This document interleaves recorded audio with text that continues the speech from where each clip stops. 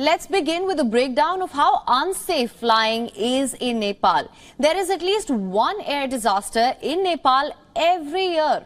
There have been two already this year, one in January and one yesterday. Since 2010, at least 12 fatal flight crashes have taken place in Nepalese airspace.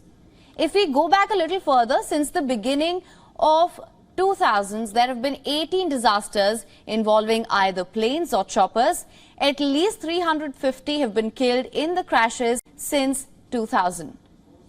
This is not all. We go back to 1953 now, when this troubled history of air crashes began in Nepal. At least 65 disasters in 68 years, leaving over 900 people dead. This is the Nepalese aviation industry's track record. Now we move on to the 5 deadliest crashes in Nepal's aviation history. In January 2023, a Yeti Airlines flight crashed near the city of Pokhara. All 72 people on board lost their lives in this incident. The aircraft plummeted into a steep gorge, breaking into pieces, bursting into flames as it approached Pokhara. On the 22nd of May 2022, an airplane crashed in Mustang district. All 22 individuals aboard the aircraft were killed in this incident.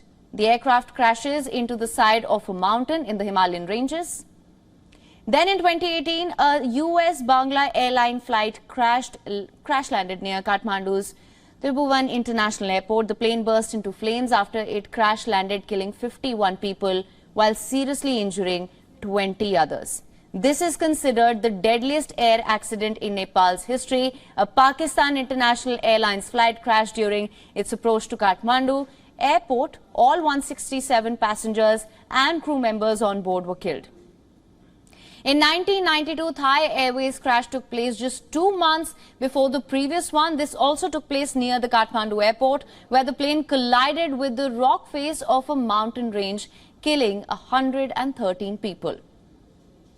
And lastly, we break down the reasons, both natural and human, as to why Nepal's air industry has such a disastrous air record. First, the dangerous and hostile mountain topography. Nepal is home to treacherous terrains, hazardous mountains, which make flying a nightmare.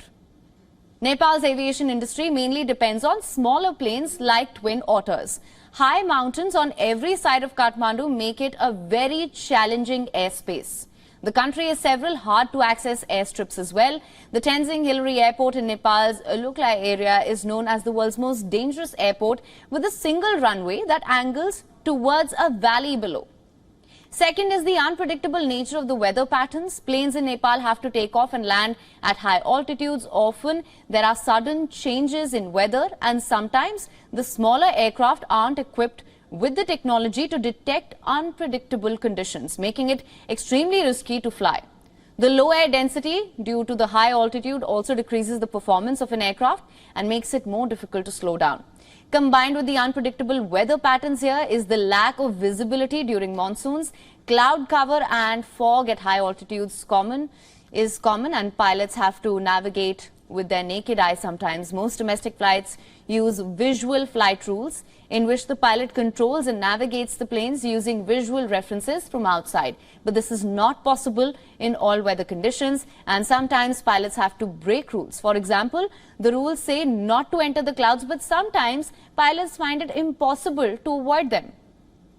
The fourth biggest factor is the outdated planes and choppers. These lack the latest technology required to navigate dangerous terrains. The safety concerns became so critical that the European Union blacklisted Nepali aircraft flying into its territory since 2013. Planes in Nepal need shorter takeoff and landing, airfields in high terrain areas, and there is dire need for advanced ground equipment as well as better equipped aircraft with the latest advancement in this sector. Bureaucratic bottlenecks also plague Nepal's aviation industry. As per reports, the path for the government is straightforward, but vested interests are preventing that. The Civil Aviation Authority is both the service provider as well as the regulator, making it a conflict of interest, especially when it comes to safety regulations. Sources say if the functions are split, some stakeholders would lose the dual privileges. Despite years of efforts to split the CAAN, the problems and the disastrous crashes still persist. Over to you, Shivan. Thanks, Sam, for all those updates. Of course, you've given a lot of lowdown and information regarding all the possible challenges that one is facing in the Nepal skies.